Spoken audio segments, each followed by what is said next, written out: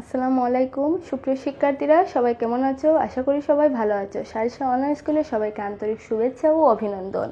আজকে আমি তোমাদের অষ্টম শ্রেণীর বাংলাদেশ বিশ্ব পরিচয় বইয়ের 10ম অধ্যায়ের বাংলাদেশ সামাজিক সমস্যা অধ্যায়ের কিশোর অপরাধ সম্পর্কে আলোচনা করব। আশা করি সবাই আমার ক্লাসটি মনোযোগ সহকারে শুনবে। তো আজ আমরা প্রথমে দেখি সামাজিক সমস্যা বলতে আমরা কি বুঝি।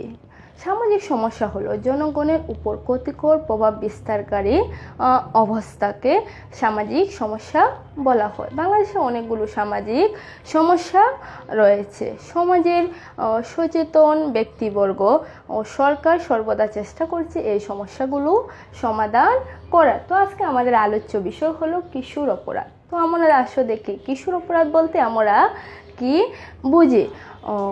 কিশোর অপরাধ হলো অপ্রাপ্ত বয়স্ক কিশোরদের দ্বারা যে অপরাধ সংগঠিত হয় তাকেই বলা হয় কিশোর অপরাধ। অর্থাৎ কিশোর বয়সে তারা রাষ্ট্র ও সমাজের আইন এবং নিয়মের ভাঙে বলে তাদেরকে কিশোর অপরাধ বলে।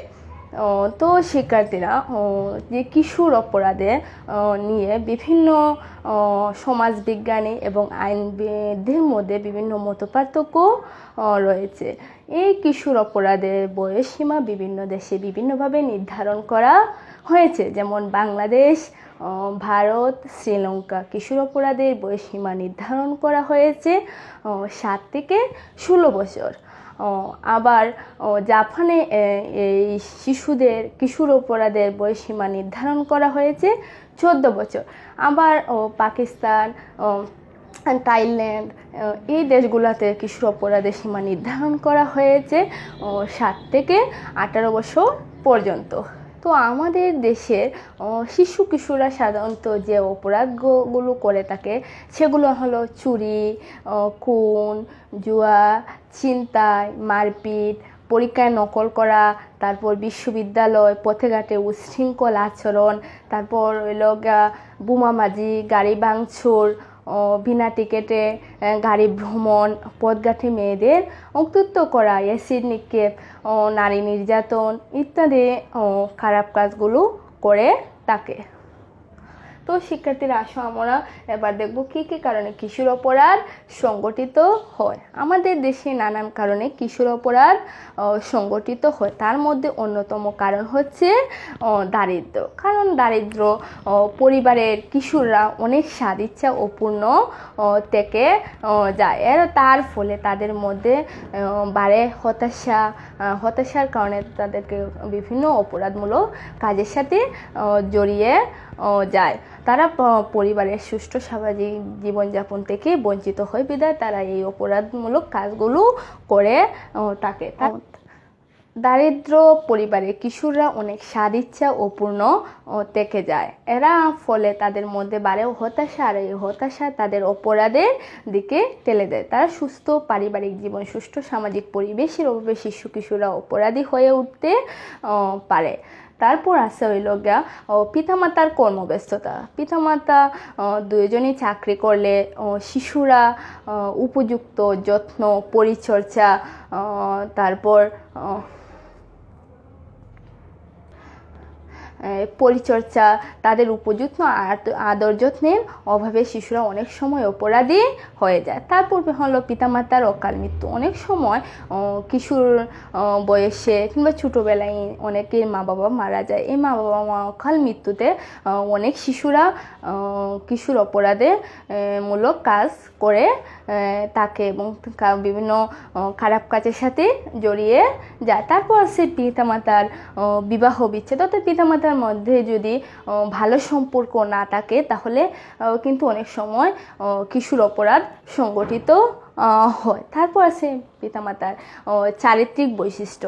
অর্থাৎ পিতামাতা যদি সংসার থেকে হয় কিংবা অপরাধী কিংবা দুশ্চরিত্রের লোক হয় কিংবা পরিবারের দিক থেকে পিতামাতার অমনোযোগ, উদাসীনতা থাকে, তখন সেই পরিবারের সন্তানরা সাধারণত এই কিশোর অপরাধগুলো করে থাকে। তারপর আছে অতিরিক্ত শাসন। অনেক সময় দেখা যায় মা বাবা কিংবা পরিবারের অনেক বড়রা আছে যারা শিশুদের উপর অতিরিক্ত শাসন করে।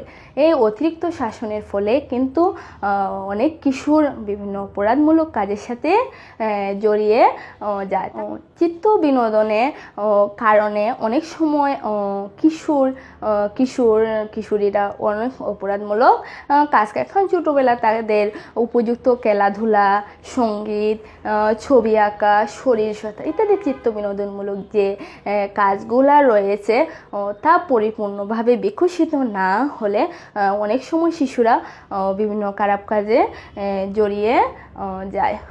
আবার অনেক সময় শিশুদের শারীরিক মানসিক হীনমন্যতার কারণেও শিশুরা কিশোর অপরাধের সঙ্গে জড়িয়ে যাচ্ছে। আরেকটি কারণ হলো আমরা যেটা বর্তমানে কালে বেশি দেখা যাচ্ছে, তথ্য প্রযুক্তির অপব্যবহার। তথ্য প্রযুক্তির অপব্যবহার করে খারাপ অশ্লীল ছবি দেখে কিশোররা বেশি অংশ বিভিন্ন অপরাধমূলক কাজের সাথে জড়িয়ে যাচ্ছে। তো শিক্ষার্থীরা, আমরা তখন কিশোর অপরাধের কারণগুলো আলোচনা করলাম। এখন আমরা কিশোর অপরাধ কীভাবে প্রতিরোধ করা যায় আমরা সে বিষয়ে আলোচনা করব।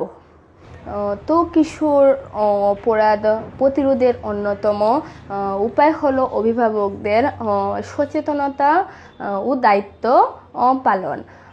যেমন কিশোর অপরাধের প্রকৃত ধরন, তার প্রতিকার সম্পর্কে পিতামাতা ও পরিবারের বয়োজ্যেষ্ঠদের যদি সচেতন থাকেন, তবে তারা সহজেই কিশোর অপরাধ থেকে দূরে রাখতে কিংবা সে প্রতি গেলে তাকে সরিয়ে আনতে পারেন। এই জন্য পরিবারের সুস্থ ও মানসিক বিকাশের উপযুক্ত পরিবেশ সৃষ্টি করতে হবে।